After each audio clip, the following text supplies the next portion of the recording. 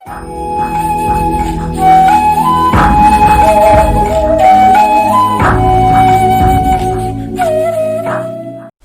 जी सभी को। I welcome you all in the next lecture of crystallography. जो पिछला लेक्चर था उसके अंदर हमने बड़ी बेसिक सी इंट्रोडक्शन की कि क्रिस्टल्स क्या होते हैं, अमॉर्फस मटेरियल्स क्या होते हैं, उनके बीच के differences, what are crystals, polycrystals, single crystals, grains, grain boundaries. मतलब वहाँ पर हमने डिस्कस किया कि जो पॉलीक्रिस्टल्स हैं वो छोटे छोटे ग्रेन से मिलके बने होते हैं और वो ग्रेन्स के बीच में जो बाउंड्री होती है उसको ग्रेन बाउंड्री बोलते हैं। ये सारी चीज़ें हम पिछले लेक्चर के अंदर डिस्कस करके आ चुके हैं। So today we are going to dive deep into the field of crystallography. तो फर्स्ट ऑफ ऑल आप लोगों को ये पता होना ज़रूरी है कि क्रिस्टलोग्राफी एज सच क्या है। क्रिस्टलो प्लस ग्राफी। क्रिस्टलो मतलब link with crystal, graphy is directly derive from graphe which means to view, to scope, यानी कि क्रिस्टल को देखने वाली ब्रांच। अब क्रिस्टल को देखने के लिए किसी ब्रांच की ज़रूरत थोड़ी है, हमें भगवान ने आंखें दी हैं, इतनी बड़ी बड़ी हम देख सकते हैं। तो एक्चुअली देखने का मतलब है क्रिस्टल्स की स्ट्रक्चर को स्टडी करना। तो जो क्रिस्टलोग्राफी है that is branch of physics और ब्रांच ऑफ केमिस्ट्री और branch of science which deals with study of crystals, उसको हम बोलते हैं क्रिस्टलोग्राफी। अब इस क्रिस्टलोग्राफी की स्टडी में जो ग्रेजुएशन के स्टूडेंट्स हैं उनको ये क्वेश्चन पूछ लिया जाता है, why x rays are use to study crystal in crystallography, कि एक्स रेज को ही क्यों यूज़ किया जाता है, क्यों हम यूवी, विजिबल, आईआर इनको क्यों नहीं यूज़ कर लेते। सो क्या होता है कि जो एक्स रेज हैं उनको हम क्रिस्टल से डिफ्रैक्ट करवाते हैं। We need diffraction. अब डिफ्रैक्शन क्या होता है? Phenomena of bending of light from sharp corners और very small objects which have dimensions comparable to dimensions of light, यानी कि जो आने वाली लाइट है उसकी डायमेंशन और जो एटम है, टारगेट एटम है, उनका साइज या उनकी इंटरएटॉमिक स्पेसिंग, अगर उनका साइज जो है वो मैच हो जाता है तो लाइट जो है वो बेंड हो जाती है। मतलब लड़ने भिड़ने के लिए, कंपैरिजन करने के लिए उनके साइज का मैच होना ज़रूरी है। और अब क्योंकि साइज मैच होना ज़रूरी है तो हमें ये देखना पड़ेगा कि कौन सी ऐसी रेडिएशन है जिसका साइज एटॉमिक डायमेंशंस के साथ मैच होगा। एंड वी नो कि जो एक्स रेज है इनकी वेवलेंथ 1 एंगस्ट्रॉम से लेके 100 एंगस्ट्रॉम तक वेरी करती है। तो इसका मतलब, और जो इंटर एटॉमिक स्पेसिंग है that also goes in the range of angstroms. और जो ये मैचिंग है कि एंगस्ट्रॉम्स वहाँ पर इंटरएटॉमिक स्पेसिंग है और एंगस्ट्रॉम ही जो वेवलेंथ है वो एक्स रेज की है, इसका मतलब सिर्फ एक्स रेज ही ऐसी रेडिएशंस हैं जिनको हम क्रिस्टल्स के अंदर डिफ्रैक्ट करवा सकते हैं। दूसरी रेडिएशंस डिफ्रैक्ट नहीं हो सकती। That is why only x rays are used. हाँ, कुछ मैं कहूँ कि 1 एंगस्ट्रॉम के आसपास वाली जो गामा रेज हैं उनको भी समटाइम्स हम यूज़ कर लेते हैं। जैसे जैसे आगे बढ़ते जाएंगे हम इन सब चीज़ों को डिस्कस करते जाएंगे। सो फर्स्ट ऑफ ऑल अब हमें डिस्कस करना चाहिए कि क्योंकि क्रिस्टल्स की स्ट्रक्चर हम स्टडी करना चाहते हैं तो उनसे रिलेटेड कुछ टर्म्स जो हैं वो हमारे लिए स्टडी कर लेनी ज़रूरी बन जाती है। So I am going to discuss different features of crystals, कि ऐसी कौन कौन सी टर्म्स हैं जिनको मैं बार बार बोलूँगी और आपको समझ आ जाए कि मैंने ऐसा क्या बोल दिया। डिफरेंट फीचर्स ऑफ क्रिस्टल्स मतलब मैं जैसे ही कोई वर्ड बोलूँ आपको पता लगना चाहिए what I am going to speak और व्हाट आई एम स्पीकिंग। ऐसा ना हो कि मैं यहाँ बोलती रहूँ, आपको लगे कि कोई फ्रेंच की क्लास चल रही है, जी हमें तो समझ नहीं आ रहा। तो उसके लिए कुछ टर्मिनोलॉजी है, कुछ टर्म्स हैं जिनके बारे में मैं कहूँ कि आपको इंट्रोड्यूस करवा देना बहुत ज़रूरी हो जाता है। So first of all I am going to discuss faces और फेस। फेस क्या होता है? अब बहुत सारे कहेंगे कि ये क्या पूछने की बात है, फेस चेहरा होता है। आधों को तो गाना याद आ रहा होगा ना, चेहरा है या चांद खिला है, जुल्फ घनेरी शाम है। क्या इन चीज़ों से बाहर आइए। एक्चुअली जो क्रिस्टल का फेस है वो भी आप कह सकते हैं कि क्रिस्टल का चेहरा होता है। जैसे कहते हैं ना कि चेहरा देख के हमें पता लग जाता है कि कौन बंदा कैसा है कैसा नहीं है, तो क्रिस्टल का भी चेहरा देख के पता लग जाता है। अब क्रिस्टल का चेहरा बोलेंगे किसको, फेस बोलेंगे किसको? एक्चुअली जो फ्लैट सरफेसेज हैं by which crystal is bounded उनको हम क्या बोलते हैं? Faces. The flat surfaces by which crystals are bounded, flat surfaces by which crystals are bounded। मतलब क्रिस्टल की जो चार दीवारी होती है उस चार दीवारी में जो फ्लैट सरफेसेस हैं, जो चार दीवारी वाली दीवारें हैं उनको हम क्या बोलते हैं? Flat surfaces by which crystals are bounded are called faces. उनको हम क्या बोलते हैं, फेसेस बोलते हैं। क्रिस्टल की चार दीवारी को क्या कहा जाता है, फेसेस कहा जाता है। In some crystals faces are alike and in some crystals faces are not alike. और आई मे से कि फेसेस मे बी लाइक और अलाइक, कैसे भी हो सकते हैं। सो फॉर एग्जाम्पल जैसे देखिए आप लोगों ने आगे हम जाके पढ़ेंगे इनको कि क्यूबिक क्रिस्टल होता है, टेट्रागोनल, हेक्सागोनल, बड़ी अलग अलग टाइप्स होती हैं। ऐसे जैसे ये क्यूबिक है शेप, तो इसके अंदर जो दिस वन, जो ये वाली है सरफेस, ये भी इसका एक फेस है। जो ये वाला है this one is also a face, और जो ये वाला है this one is also a face. तो इस तरीके से डिफरेंट फेसेस क्रिस्टल्स के होते हैं। जो फ्लैट सरफेसेस, बाउंड्री है, दीवारें हैं जो क्रिस्टल की, उनको हम क्या बोलते हैं, फेस। उसके बाद अगली जो डेफिनेशन आ जाती है दैट इज फॉर्म।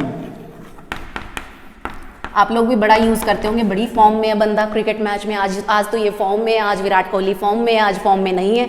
फॉर्म मतलब वहां पर क्या होता है कि बंदा वाकई जिस काम के लिए बना है वो काम कर रहा है, बड़ी धुआंधार बैटिंग चल रही है, बड़ा सब कुछ चल रहा है, बोलते हैं जी बड़ी फॉर्म में है।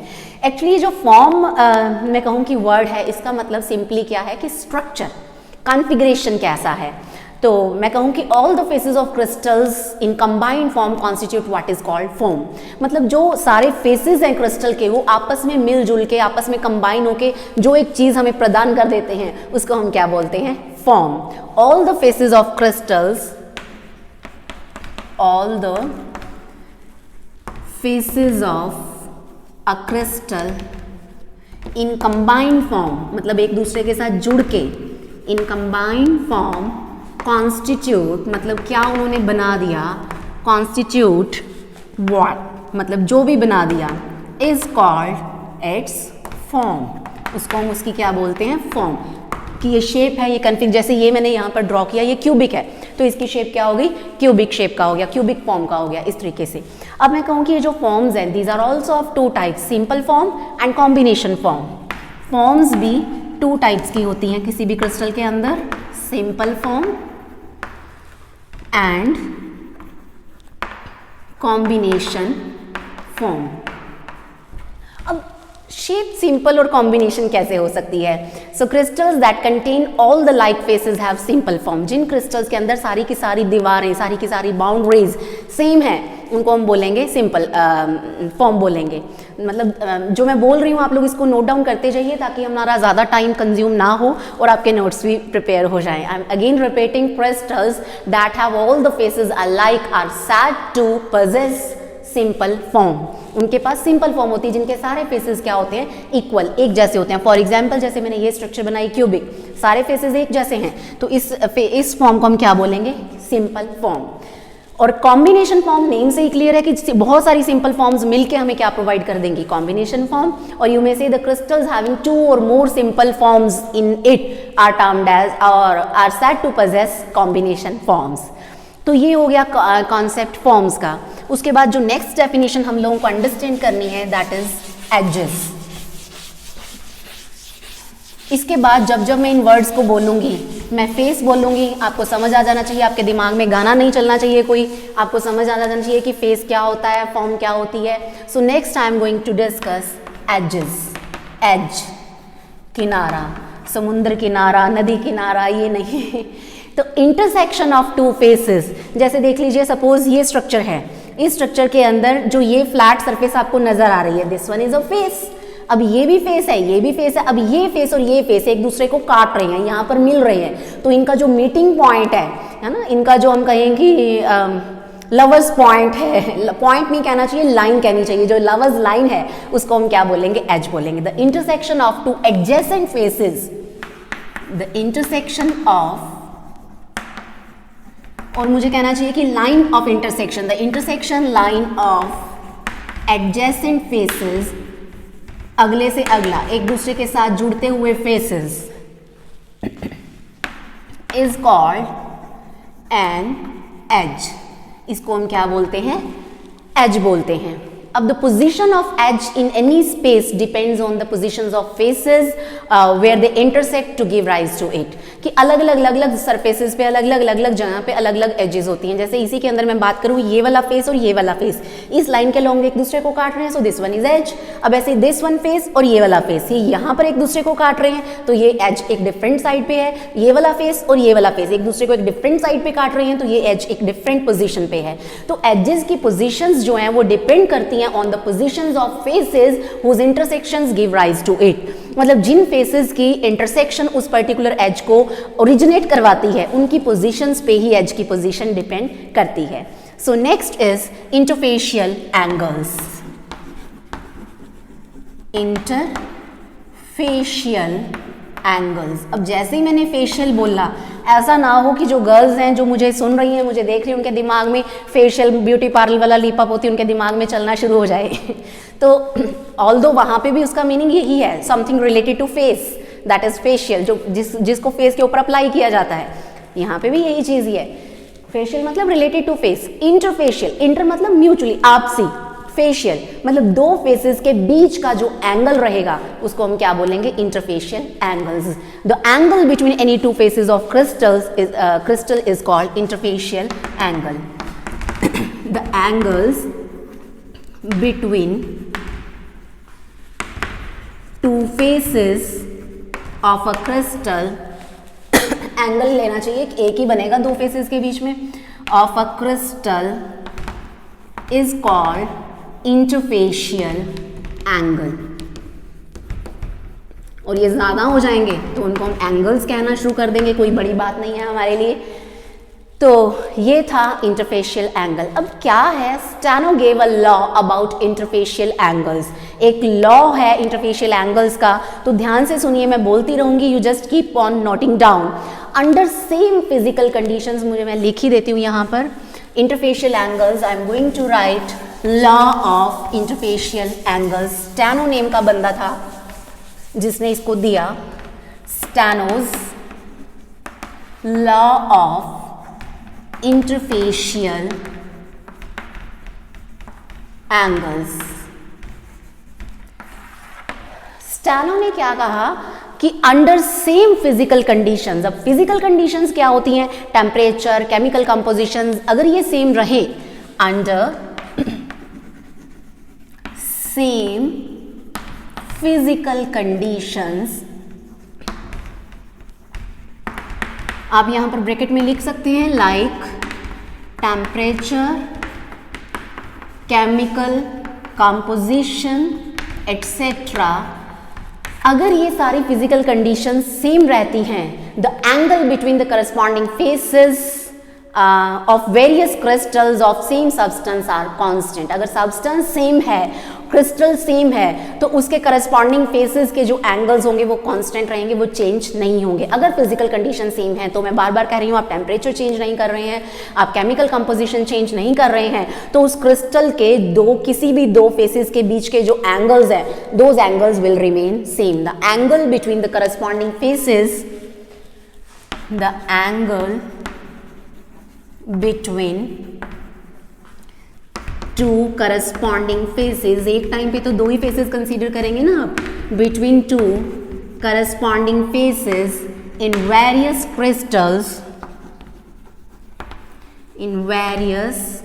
Crystals remain same.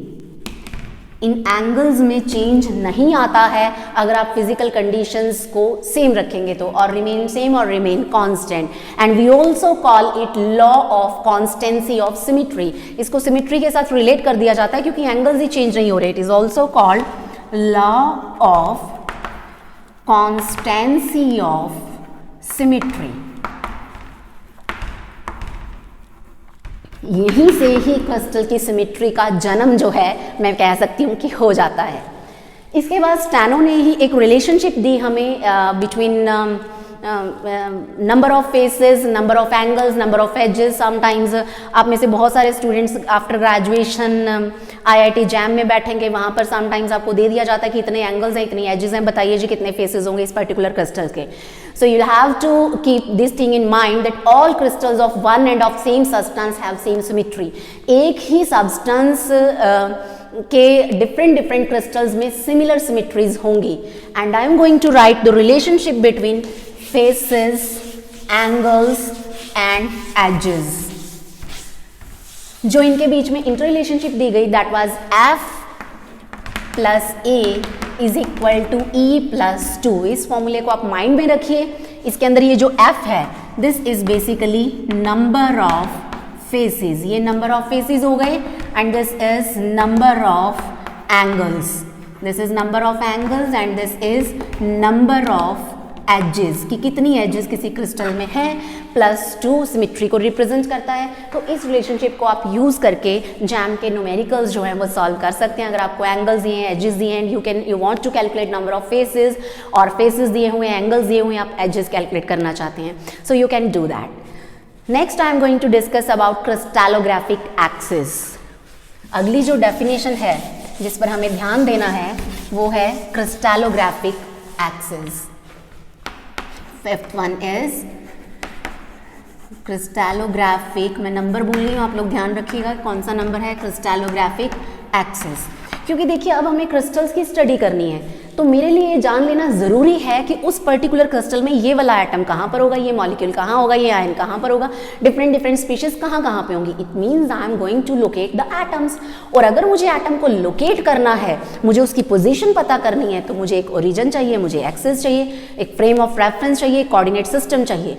इसका मतलब मैं क्रिस्टल के अंदर ही एक set of coordinate systems assume कर लूंगी जिसको हम क्या बोलेंगे, crystallographic axis. The lines drawn parallel to lines of intersection of any of 3 faces in a crystal or in a unit cell is termed as crystallographic axis.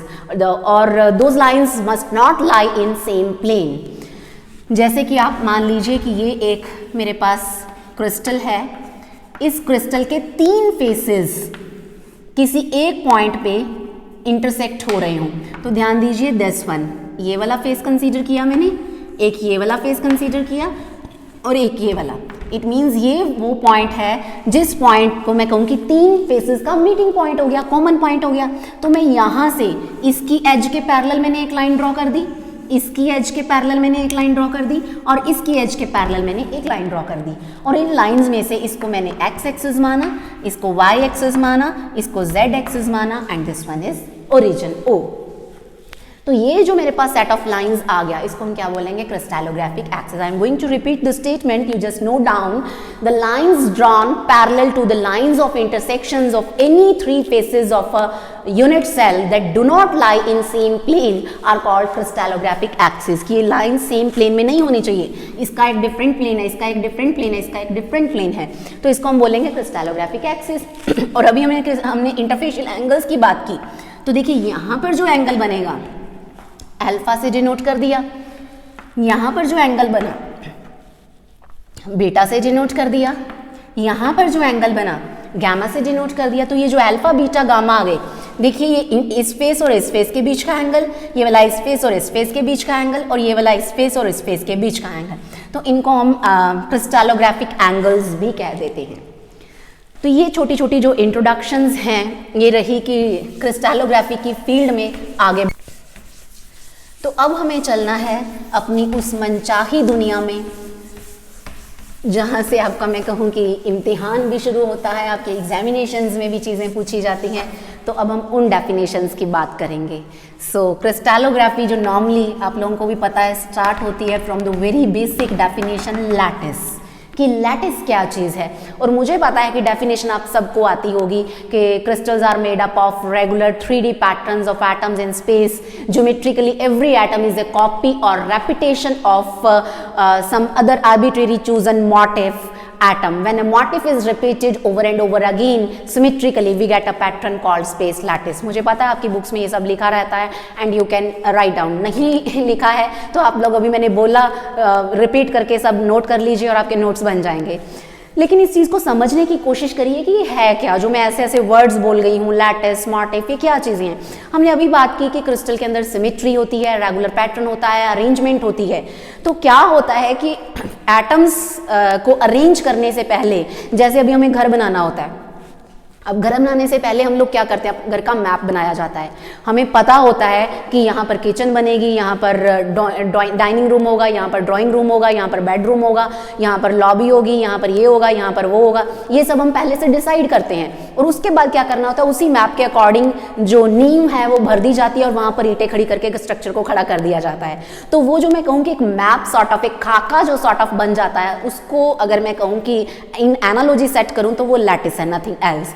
कि जहाँ जहाँ पर मुझे एटम्स रखने हैं, जहाँ जहाँ पर मुझे ईंटें रखनी थी, जैसे हम नींव भरते हैं, वहाँ वहाँ पर हमने नींव भर दी है कि इसके ऊपर ऊपर ऊपर ऊपर स्ट्रक्चर जो है वो खड़ी होती चली जाएगी ज़मीन पे।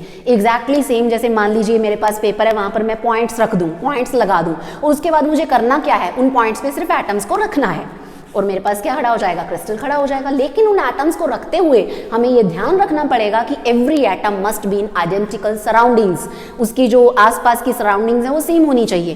तो lattice is nothing but an array और set of points which are in identical surroundings. सबके अंदर क्या है कि जो एनवायरनमेंट है वो सबका सेम होता है। अब देखिए जैसे मैंने ये सेट ऑफ पॉइंट्स ड्रॉ किया, इनके सब के बीच का जो डिस्टेंस है वो मुझे कांस्टेंट नज़र आ रहा है, क्योंकि अब मैं बोर्ड पर ड्रॉ कर रही हूँ तो ये 2D लैटिस ही आपको शो हो पाएगा, आपको नहीं लगेगा कि ये 3D है, अदरवाइज इसको आप 3D में भी ले सकते हैं। तो कुछ इस तरीके से जब आपको सारे डिस्टेंसेस सब कुछ सेम नज़र आए तो उसको हम कह सकते हैं कि इट इज़ अ लैटिस। लेकिन अगर मैं ऐसे रैंडमली कहीं पे भी मैंने ऐसे ऐसे पॉइंट्स लिखा, this is just cluster of points और group of points and nothing else, it is only collection of points and this one is lattice. तो आपको समझ आ गया होगा लैटिस सिंपली क्या है, एक स्केलेटन है जिसके ऊपर हमें पूरे क्रिस्टल को खड़ा करना है। उसके ऊपर पॉइंट्स, स्केलेटन के ऊपर जब मास चढ़ा देते हैं हम कह देते हैं कि चलो जी कोई चीज़ बन गई है, जिसका भी वो स्केलेटन, जिसका भी वो ढांचा है। आप लोगों ने स्टोरी सुनी होगी कि एक बार 3 फ्रेंड्स थे और उन 3 फ्रेंड्स ने एक विद्या सीखी, सबने अलग अलग सीखी अपने गुरु से। एक ऐसा था जो कहीं से भी हड्डियों को इकट्ठा करके कैसी भी किसी भी टाइप की शेप स्ट्रक्चर बना सकता था। दूसरा वाला क्या कर सकता था, उस जो भी स्ट्रक्चर उसने बनाई हड्डियों की जो भी थी उसको मांस का लबादा पहना सकता था, उसको स्ट्रक्चर दे सकता था, मतलब उसको लाइव नहीं कह सकते हम बट मिडल सी फॉर्म में लेकर आ सकता था। एंड थर्ड वन जो था उसमें जान फूंक सकता था। सुना होगा आप सबने कि तीनों अपनी विद्या सीख सूख के जंगल में चले गए, वहाँ जाकर हड्डियाँ पड़ी हुई देखी, पहला कहने लगा जी मैं इससे शेर बनाऊंगा इन हड्डियों से। उसने पहचान लिया, शेर बना दिया। दूसरे वाले ने उसको शेर का मांस चढ़ा दिया, उसके ऊपर बॉडी बन गई शेर की। तीसरा वाला कहने लगा कि मैं भी अपनी विद्या टेस्ट करूंगा। ये जो जोश है ये खराब कर जाता है कई बार, तो उसने उसमें जान फूंक दी, वो शेर तीनों को खा गया। तो सॉर्ट ऑफ वो जो हड्डियों के ढांचे के ऊपर मांस चढ़ाया तो शेर बन गया। एग्जैक्टली सेम लैटिस के ढांचे के ऊपर जब हम एटम्स चढ़ाएंगे तो हमें क्या मिल जाएगा, क्रिस्टल मिल जाएगा। तो ये था लैटिस। इसके बाद अगर मैं बात करूं second one, that is basis. Name से ही क्लियर है, जिसने बेस प्रोवाइड करना है, जिसकी वजह से हम कहें कि क्रिस्टल हमारा फॉर्म में आएगा, क्रिस्टल डेवलप होगा। An atom or assembly of atoms or molecules that is kept at lattice points to generate the whole crystal structure is termed as basis. आप रिपीट करके दोबारा से इसको लिख लीजिए, और I am going to repeat, an atom or assembly of atoms or molecules that is kept at lattice point to generate the whole crystal structure.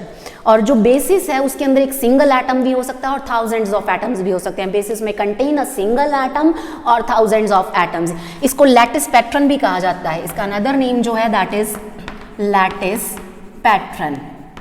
Basis का another name है लैटिस पैटर्न, कि लैटिस का pattern जिस pattern को follow करके वो बार बार हम repeat करेंगे और हमें क्रिस्टल मिल जाएगा।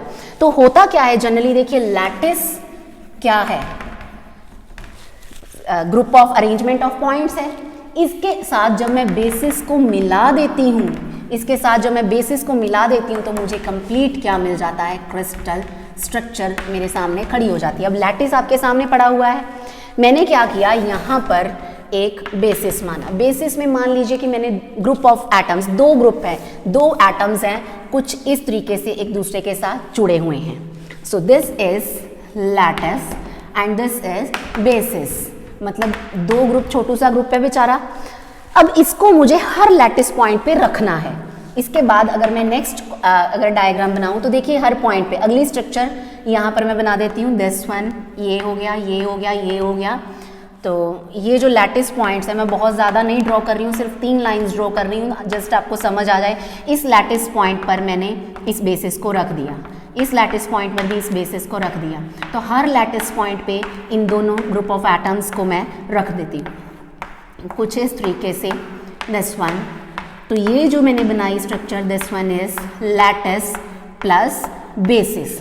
अब अगले में हमें क्या करना है, omit these points, in points को भूल जाइए, क्योंकि ये पॉइंट्स तो एक तरीके से एक मैप था जो हमें ये बता रहा था कि हमें कहाँ कहाँ पे एटम्स को रखना है।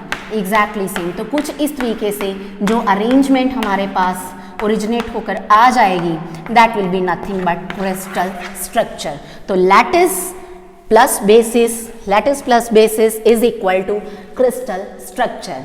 तो इस तरीके से लैटिस और बेसिस आपस में मिलके हमें क्या दे देते हैं, क्रिस्टल की स्ट्रक्चर दे देते हैं। इसके बाद आप लोगों ने बड़ी बेसिक सी डेफिनेशन पढ़ रखी होगी, मैं यहाँ पर ज़रूर उस डेफिनेशन को डिस्कस करना चाहूँगी, that is a unit cell. कि यूनिट सेल क्या होती है। Next is unit cell. अब इसको ध्यान से समझिए, यूनिट सेल, प्रिमिटिव सेल की बात भी हम यहीं पर ही करेंगे। The smallest geometrical figure which when is repeated over and over again in 3 dimensions give us crystal structure. अब जैसे मैं फिर से वही बात करूं कि हमें घर बनाना है, हमने जो नींव थी वो तैयार कर ली, हमने एक स्केलेटन तैयार कर लिया, लैटिस तैयार कर लिया, अब हमें वहां पर क्या करना है, बार बार किसी चीज को रखना है, एक ही स्ट्रक्चर, एक ही ढांचे को मुझे बार बार रिपीट करना है अलग अलग तरीके से। एक ब्रिक, एक ईंट मैंने कभी यहाँ रखी, कभी यहाँ रखी, कभी ऐसे रखी, कभी वैसे रखी, कभी किसी तरीके से रखी और मुझे पूरा घर मिल जाता है। तो वो जो बेसिक यूनिट जिसको मैं बार बार रिपीट कर रही हूँ वो क्या है, यूनिट सेल है। तो अब 3D के अंदर हमें उसको रिपीट करना होता है। और आई में से the fundamental elementary pattern or building block which when repeated in 3 dimensions give us crystal structure and is termed as unit cell. उसको लैटिस यूनिट भी बोला जाता है, उसको बिल्डिंग ब्लॉक भी बोला जाता है, उसको फंडामेंटल एलिमेंट्री यूनिट भी बोला जाता है। तो अब देखिए फिर से मैं वही बात करूं कि मान लीजिए मेरे पास ये एक लैटिस है, बहुत ज़्यादा पॉइंट्स मैं बनाऊंगी तो मैं ही फंसूंगी, क्योंकि मुझे उतना ही ज़्यादा टाइम लगाना पड़ेगा। मकसद तो आप लोगों को चीज़ समझाना है, बड़े आराम से समझ आ जाएगा। तो देखिए, I have considered a lattice, मैंने एक लैटिस कंसीडर कर लिया। अब इसके अंदर कोई भी ऐसा, देखिए जैसे मैंने इन चारों पॉइंट्स को मिलाया तो एक स्क्वायर सी शेप मुझे मिल गई। ये आगे भी स्क्वायर, आगे भी स्क्वायर, आगे भी square, square square square square square. तो ये 2 डायमेंशंस के अंदर, इसलिए मैंने स्क्वायर बोला। 3D के अंदर मैं क्यूब बोल सकती हूँ। तो इसको मैं क्या कहूँगी, यूनिट सेल। कि इसको बार बार मैं रिपीट करूँगी तो मुझे एक ह्यूज स्ट्रक्चर जो है वो मिल सकती है। और ये ज़रूरी नहीं कि इन नियर बाय पॉइंट्स को ही हमें ज्वाइन करना है। दिस वन, इसको भी मैं स्ट्रक्चर को 3D, देखिए एक रेक्टेंगुलर सी शेप की स्ट्रक्चर मुझे मिल गई है। अगर इसके आगे यहाँ पर भी एक लाइन मिल जाए, क्योंकि बहुत सारी लाइंस है, मैंने सिर्फ छोटा सा पोर्शन शो किया है आपको। तो ये आगे फिर से इसी तरीके से इधर, इसी तरीके से इधर, तो हमें क्या मिल जाएगी, कंप्लीट स्ट्रक्चर मिल जाएगी। और इन अदर वर्ड्स मैं और क्या कर सकती हूँ, देखिए ये 2 पॉइंट्स और इनको कुछ इस तरीके से भी ज्वाइन कर सकती हूँ। ऑब्लिक सिमेट्री भी हो सकती है, सिर्फ स्क्वायर या रेक्टेंगल नहीं। एक मैंने पैरेललोग्राम सॉर्ट ऑफ स्ट्रक्चर बनाई, 2 डायमेंशंस की बात मैं कर रही हूँ। 3D में यही पैरेललोपिपेड बन जाएगी। तो इनको हम क्या बोलते हैं, यूनिट सेल्स, जिनको हम बार बार रिपीट करेंगे। और आई में से there are many ways of making a unit cell in space lattice, but in each case the volume of unit cell remain same. मतलब हमारे पास बहुत सारे तरीके हैं यूनिट सेल्स को चूज करने के, लेकिन क्या होगा कि हर केस में जो वॉल्यूम रहेगा किसी भी यूनिट सेल का वो क्या रहेगा, सेम रहेगा। क्योंकि सेम लैटिस के अंदर ही मैंने पॉइंट्स ज्वाइन किए हैं, तो जो स्पेस कंज्यूम्ड है, क्योंकि आइडेंटिकल सराउंडिंग्स में सारे के सारे पॉइंट्स, इसलिए जो वॉल्यूम रहेगा वो क्या रहेगा, सेम रहेगा। इसके बाद जो आपको एग्जामिनेशन में पूछा जाता है, दैट इज प्रिमिटिव सेल। अब प्रिमिटिव सेल क्या भला है, मैं चाहती हूँ कि ये जो यूनिट सेल है ये छोटी से छोटी हो, इसके अंदर एक ही पॉइंट हो, ताकि मेरे लिए इसको हैंडल करना बड़ा आसान हो जाए। देख लीजिए, मान लीजिए मैं क्लास में बैठी हूँ, अगर मेरे पास क्लास में 100 स्टूडेंट्स हैं, मेरे लिए हैंडल करना बड़ा डिफिकल्ट है। एक बच्चा बैठा है, मैं उसको कहूँगी भाई तू यहाँ बैठ जा, यहाँ बैठ जा, वहाँ बैठ जा, कहीं भी बेचारा मुझे फॉलो करता रहेगा, बैठा रहेगा। मीन्स लेसर होती जाएंगी चीज़ें, तो हमारे कंट्रोल में आती जाएंगी। यही कॉन्सेप्ट है यूनिट सेल से प्रिमिटिव सेल में आने का, कि अगर मैं यूनिट सेल की बजाय किसी क्रिस्टल को प्रिमिटिव सेल की टर्म्स में स्टडी करने की कोशिश करूं तो ईजी हो जाएगा। मतलब क्या है कि उस यूनिट सेल के अंदर एक ही एटम की कॉन्ट्रीब्यूशन हो। The unit cell which contains the contribution of only single atom is termed as primitive cell. अब इसके साथ और बहुत सारी चीजें जुड़ जाती हैं। क्या होता है कि सिंगल, जैसे देख लीजिए ये 4 है, अब ये वाला जो पॉइंट है ये बेचारा इधर इस सेल में भी शेयर्ड होगा, इसमें भी शेयर्ड है। अभी मैंने 2D स्ट्रक्चर बनाई है 3D के अंदर, उस साइड और इस साइड, एक पीछे और एक आगे, ऊपर नीचे आगे पीछे, 4 के साथ शेयर्ड है। तो देखिए ये कॉर्नर वाला भी 4 के साथ, ये कॉर्नर वाला भी 4 के साथ, ये कॉर्नर वाला भी 4 के साथ। तो हमें समझ आ रहा है कि जितने कॉर्नर्स उतनी शेयरिंग्स, तो इतना। और एक एटम अगर 4 के साथ शेयर्ड है तो अपने एक इसके अंदर 1/4 दे रहा है, इसमें ये 1/4, ये 1/4, ये 1/4, तो चारों को मिला के क्या हो गया 1। तो यहाँ से एक सेकंड डेफिनेशन मेरे पास प्रिमिटिव सेल की आ गई है कि अगर मेरे पास कोई यूनिट सेल ऐसी हो जिसके सिर्फ कॉर्नर्स पे एटम्स प्रेजेंट हो, that will also be primitive. तो ध्यान से सुनिए कि 3 पॉइंट्स की मैं बात करूंगी किसी भी सेल को प्रिमिटिव कहलाने के लिए क्या क्या जरूरी है। Number 1, number of atoms per unit cell must be 1। Number 2, all the atoms must be present only at its corner, सिर्फ कॉर्नर्स पे होए। ये वाली प्रिमिटिव नहीं होगी क्योंकि देखिए यहाँ पर भी है, सिर्फ कॉर्नर्स पे नहीं है, सो this one is not primitive, this one is primitive, this one is primitive. और थर्ड कंडीशन है क्योंकि सिर्फ कॉर्नर्स पे लिए और एक एटम की कॉन्ट्रीब्यूशन ली तो वॉल्यूम क्या हो गया मिनिमम। तो मिनिमम वॉल्यूम यूनिट सेल को हम क्या बोलेंगे primitive cell. So there are 3 characteristics for a unit cell to be called primitive. Number 1, atom contribution must be 1, all the atoms must be present only at corners and it must be the minimum volume cell। तो ये क्या होना चाहिए हमारे पास primitive cell की मैं कहूँ कि कंडीशन हो गई। और मान लीजिए अगर आपके पास 2 एटम्स पर यूनिट सेल है तो हम कहेंगे कि डबली प्रिमिटिव सेल है और कंपाउंड सेल आ गई है, सेंटर्ड सेल आ गई है। जैसे मैंने यहाँ पर मान लीजिए कोई भी एक मैं यहाँ पर आपको ड्रॉ करके दिखा देती हूँ। Suppose this one is a rectangle, लेकिन यहाँ पर भी एक एटम आ गया, इन चारों ने 1 कंट्रीब्यूट किया, 1/4 1/4 1/4 1/4, एक ही ये पड़ा है, तो इसमें कंट्रीब्यूशन हो गई 2 एटम्स की।